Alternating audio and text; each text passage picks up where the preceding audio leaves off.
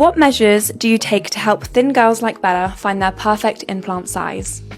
So the first challenge that we have got is that we want to place an implant in such a way in these girls that they don't see the edge of the implant and they don't feel the edge of the implant. And because majority of these girls are very thin, and if we place the implant over the muscle, under the gland, the possibility of feeling the implant edge is very high. So that means that we have to place the implant under the muscle. The cost of placing the implant under the muscle is that the gap between the two implants, or the gap between the breast, increases, especially when you contract the muscle. And the second problem is the animation deformity, which in medical terminology is also called dancing breast deformity, which means that whenever they are going to contract the muscle, the breast is going to change its shape.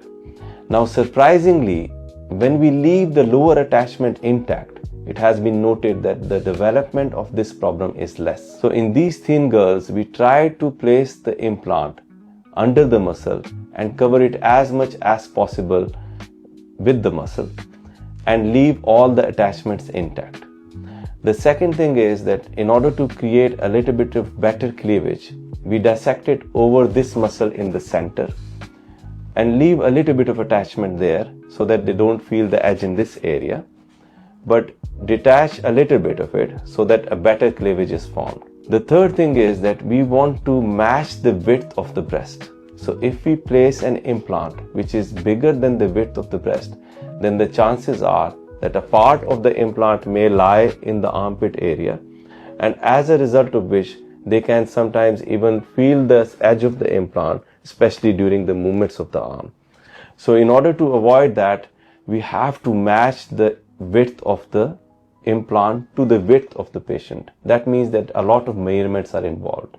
So in those thin girls, we can definitely improve their aesthetics of the breast. We can give them some better natural looking breasts, but by placing it under the muscle, and at the same time also respecting their body measurements, not to oversize them, because that will totally look unnatural and they can encounter long-term problems because of that.